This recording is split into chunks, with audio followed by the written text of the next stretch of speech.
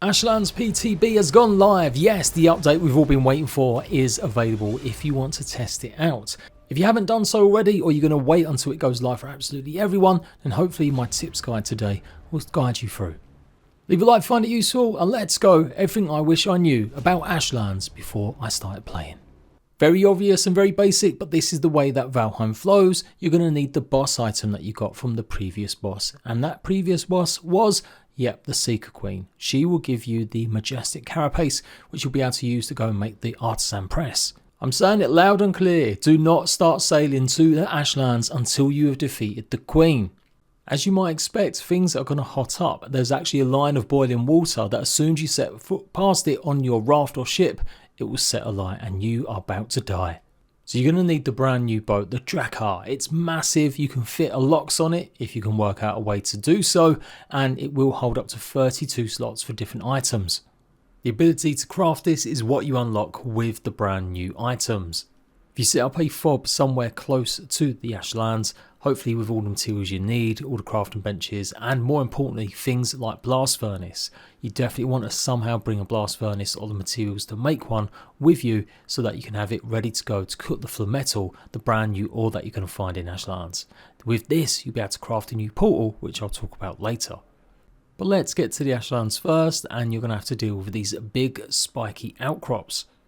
These are formidable obstacles. The idea is that you're meant to sail along the sort of southern side, going almost either east or west and trying to find the perfect avenue to go through.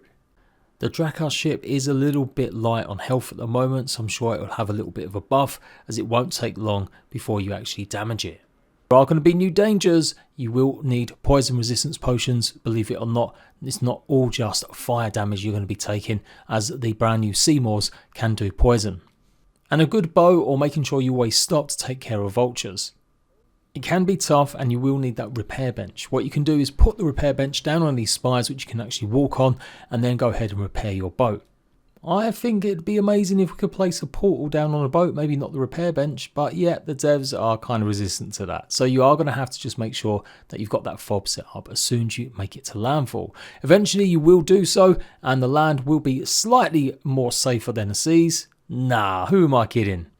It's 10 times more dangerous. In fact, if you're having trouble just even getting to land, your feather cloak's going to come in handy, as you could potentially glide from rock to rock. And in fact, if you've got enough stamina potions with you, it is something you might be able to do. I'd be interested to see some speedrunners see if this might be an easier option to get the raft or close as possible to it, and then maybe see if they can do this. As far as I know, you don't take much damage while in the water. It's only your ship, unless any changes are made. So if your jumping skills are higher, then it's a last resort just to make it to landfall, and then maybe find a way to come back and get your ship. But the best option is going to be making sure you've got the Drakkar and plenty of ways to repair. Higher ground is not safety, just like in the Mistlands where you often got attacked by flying creatures. In this instance we've got the Valkyries, we've got the vultures, and other creatures on land are very adept at climbing. Unlike some creatures in Valheim, they will find a way to pretty much climb a lot of these little cliffs. In fact, I was told explicitly by Grimcore, one of the devs, that they made it so that the AI can climb them. So you're not going to be safe just because you're high. What you're going to need to do as soon as possible is get one of the shield generators up. This is a new device that you'll be able to craft and place, and by feeding it bones, it will protect you from projectiles, mainly being the meteorite showers that can fall. Not every night, but a lot of nights.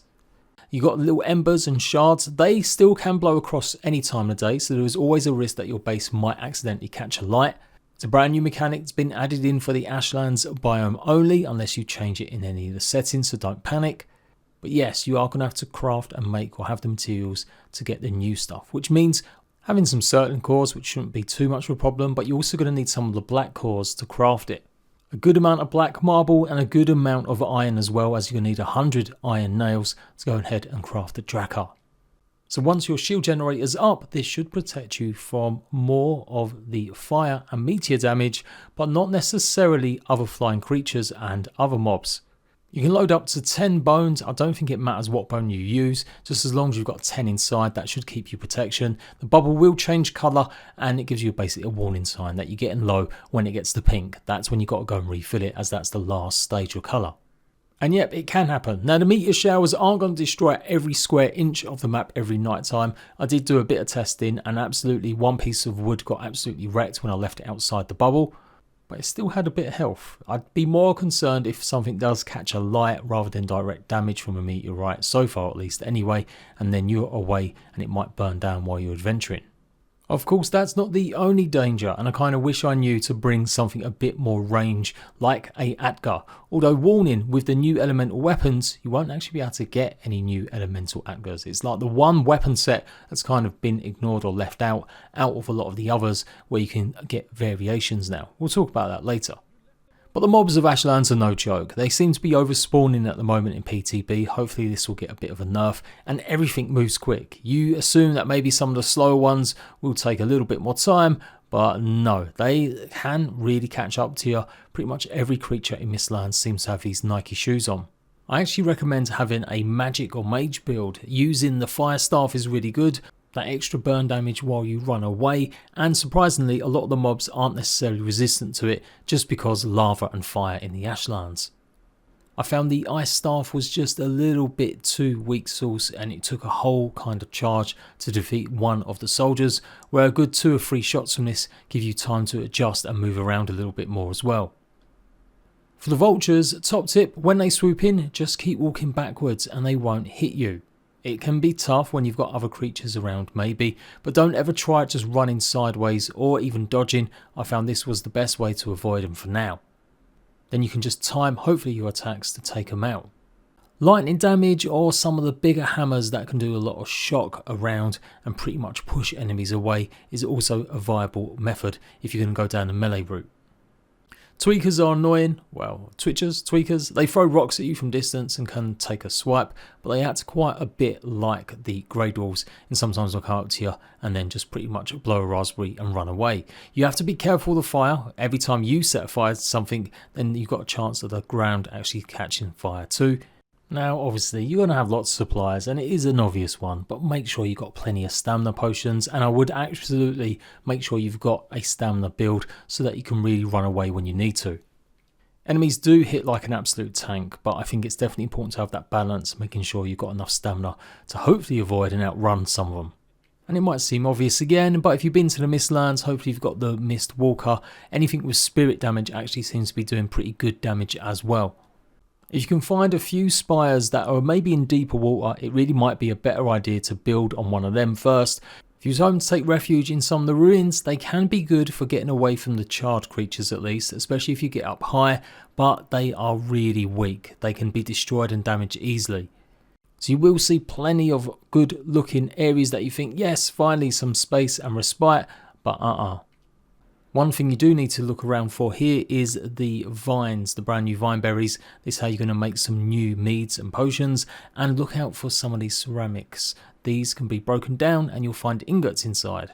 Now I found more bronze and silver than I did actually iron, but you could potentially come here if you've already started making preparation and left areas.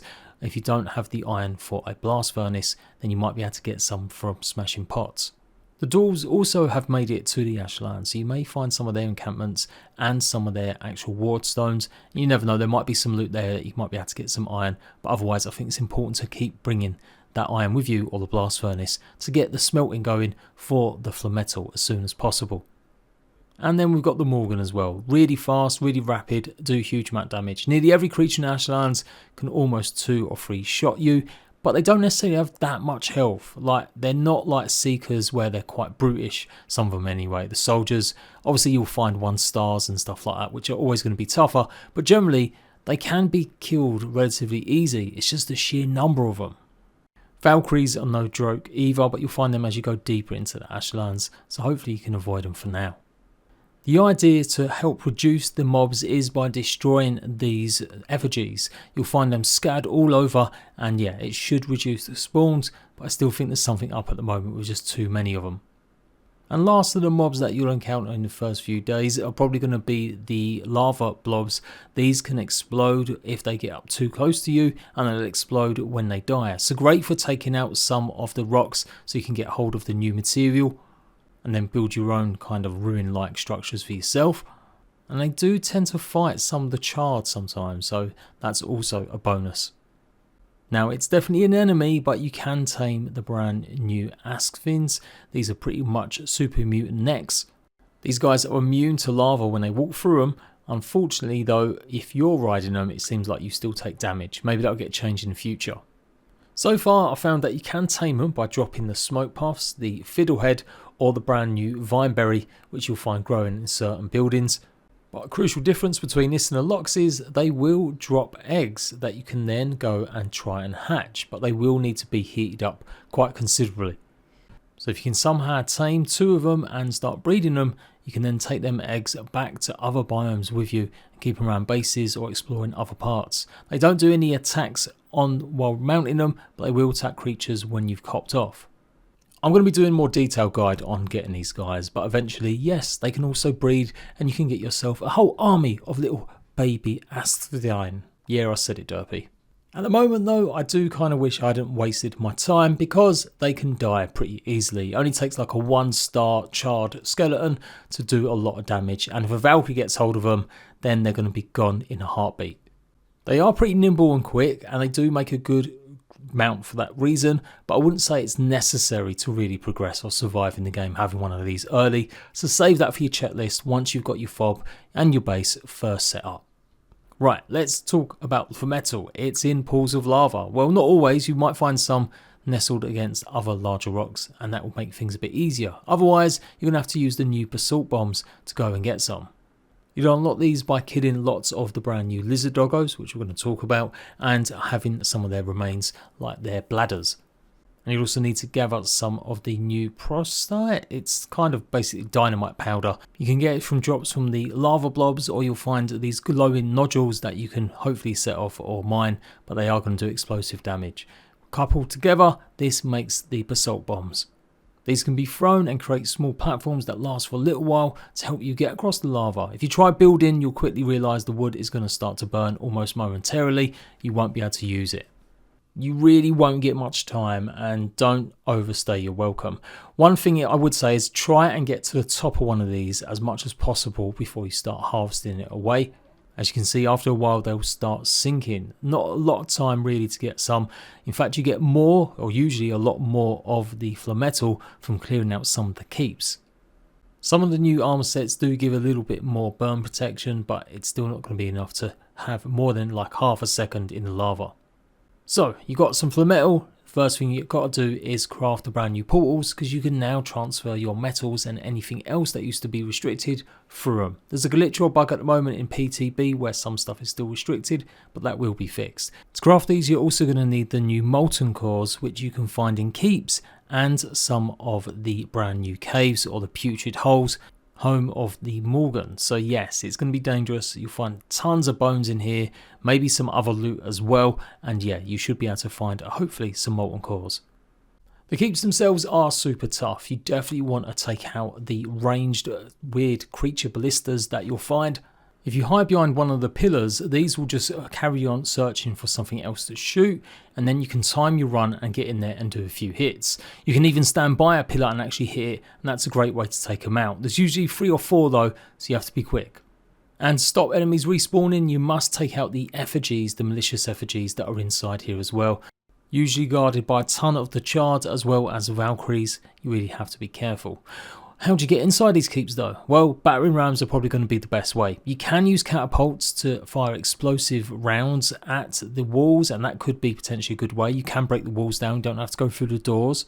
But the catapults rely on a very rare drop. Well, so far for me at least, I did 4 of these and only found 1 out of the 4, which is basically a charred cog. And yeah, you should find them inside the keeps inner vaults.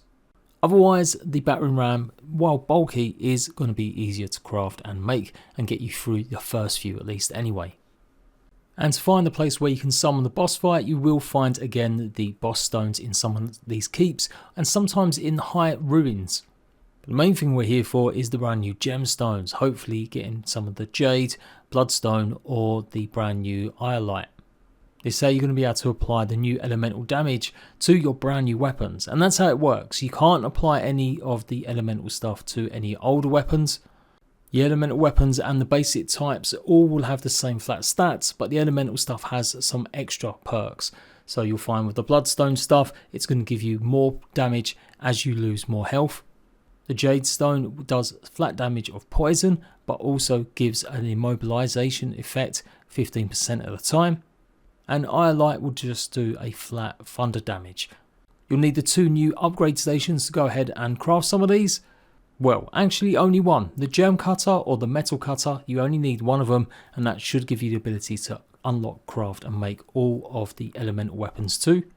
And as soon as you pick up some flametal or some of the other materials, you should see some of the recipes pop up, even if you haven't placed down any of the new extensions.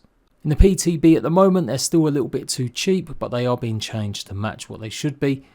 And then the 5th extension that you've got for the Black Forge, that's basically to use in the future or to upgrade.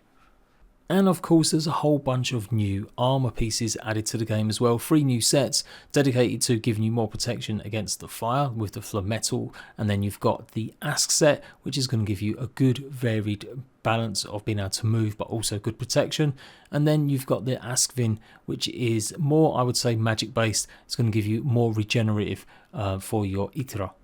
You'll need plenty of the hides from the askvin to go ahead and craft the R stuff. In fact, you need a ton of these. Just like you do boar hide, you will want to set up a farm or breeding machine to hopefully get as much as you can. There's all brand new staves as well, and you'll be able to go ahead and summon a charging troll, with some of the other new staves also having elemental damage and more on them too. Last few words of warning, just don't ever be out at night time. More and more mobs will spawn, and it just becomes so tough and so hard to avoid them as they gank you and gang up on you. Forgot to press record on the bit here, but you can find sulfur, which you're going to need for certain things. I think it's the explosive payload that you might need it for. That is hanging from certain arches as you explore around, so definitely look for that. Or they may drop also when you defeat some of the lava blobs. And yes, Captain Obvious, but there's all new recipes for food, and they're pretty balanced between giving you just even more health, even more stamina, even more magic now. But you will need a new extension for some of this stuff too. And there we go. Hopefully that's helped you. Hopefully it's guided you. Obviously with the boss fight, you will need some of the bell pieces that will summon the boss. But I'm not including that there, as that is a massive spoiler. I'm saving that for a separate video, and I'll give you fair warning when that's incoming. Good luck. You're going to need it. Ashlands is super tough, but at least you can see enemies unlike the Mistlands. Just need to be able to run away and maybe use a lot of range, particularly magic. I do feel like it's the way to go rather than maybe an archer's build. There's just too many enemies, especially you need that AoE effect, especially of the fire, or weapons that can do a big circle of attack like Atkers or some of the hammers. If you need any more help, go and check out some of my smaller individual guides, and I'll see you ratbags for more news and info and guides about Valheim and survival games soon. Bye bye.